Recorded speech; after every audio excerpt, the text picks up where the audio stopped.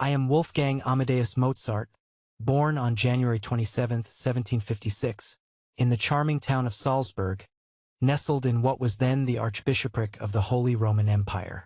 My story is one of brilliance and struggle, triumph and heartbreak, and above all, an unrelenting love for music. Though my life lasted only 35 years, I poured my soul into over 600 compositions that still resonate with audiences centuries after my time. From the very beginning, music was my entire world. My father, Leopold Mozart, was a respected composer and violinist, and from an early age, he recognized my extraordinary gift.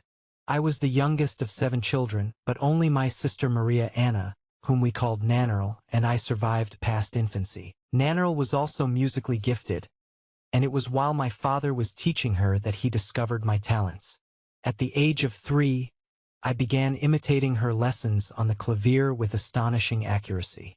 By 4, I was composing my first melodies, and at 5, I had already completed my first pieces of music, meticulously written down by my father. My father became my greatest teacher and my most devoted advocate. He devoted himself entirely to nurturing my talent, giving up much of his own career to introduce me to the courts of Europe. From the very beginning, I was his miracle of God. At just 6 years old, my life took to the road. My father, sister, and I embarked on grand tours that took us to the courts and palaces of Europe. These travels were grueling, endless days of bumpy carriage rides, bitter winters, and bouts of illness.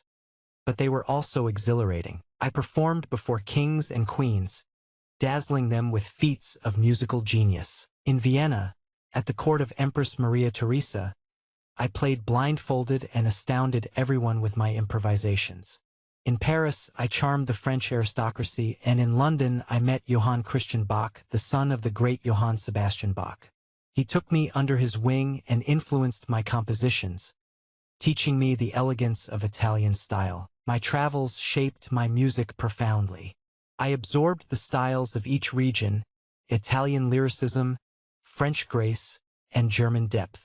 I also performed for common people in public concerts, and their admiration fueled my ambition. By the age of 11, I had already composed my first opera, Apollo et Hyacinthus, and soon after, my Symphony No. 1. My mind teemed with melodies and harmonies, and music flowed from me almost effortlessly. I was, however, always eager to learn and refine my craft. My father guided me tirelessly, pushing me to be the best I could be. Yet, even as I gained fame, I began to feel the pressures of expectation. Many viewed me as a mere child prodigy, a novelty rather than a serious artist. As I grew older, I realized I would have to fight to be recognized for my true potential. In my teenage years, I returned to Salzburg, where I served as a court musician under the patronage of Prince Archbishop Colloredo. Though this position provided a steady income, it stifled my creativity. The Archbishop demanded servitude and obedience, but I longed for freedom. My compositions during this time were numerous: church sonatas, symphonies, and operas like La Finta Semplice, but I was restless and unhappy. I made several trips to Italy during this period, further honing my skills and solidifying my reputation as a composer. In Milan, my opera Mithridate, Re di Ponto, was a resounding success, and I was commissioned to write more. Italy's musical traditions, especially opera, became a cornerstone of my style. In 1781, a heated dispute with Archbishop Colloredo culminated in my dramatic resignation. I left Salzburg and moved to Vienna, determined to build a life on my own terms. Vienna was the cultural heart of Europe, and I threw myself into its vibrant musical life. In Vienna, I met Constanze Weber, a vivacious young woman who would become my wife. Despite my father's disapproval and our many financial struggles, Constanze stood by me with unwavering loyalty. Our marriage was a love match, and she became my muse and my partner. My years in Vienna were marked by an outpouring of creativity. I composed some of my greatest operas, including The Marriage of Figaro, 1786, Don Giovanni, 1787, and Così fan tutte, 1790.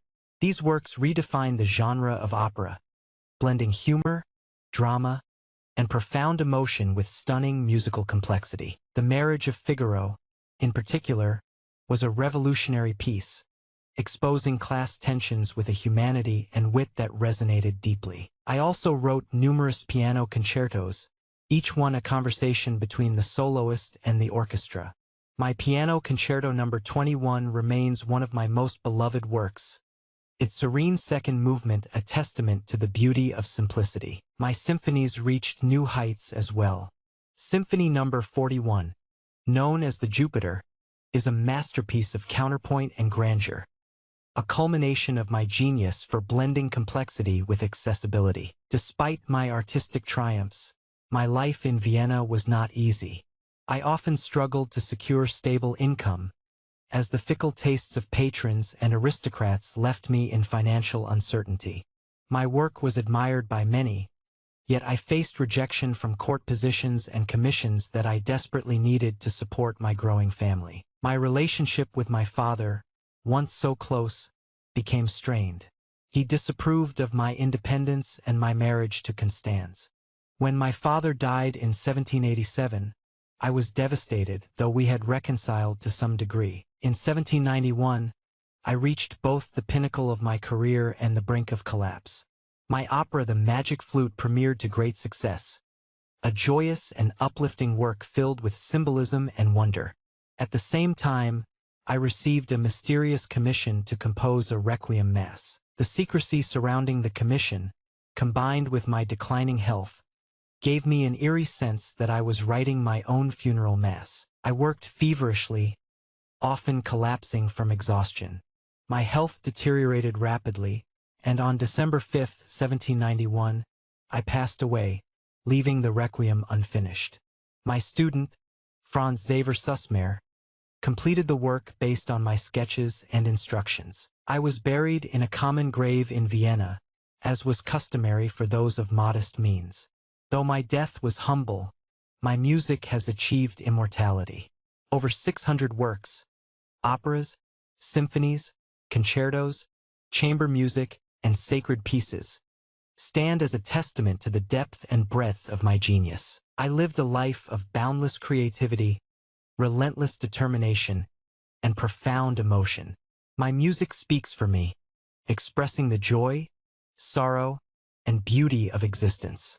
I am Wolfgang Amadeus Mozart, and though my time on earth was brief, my music will endure forever.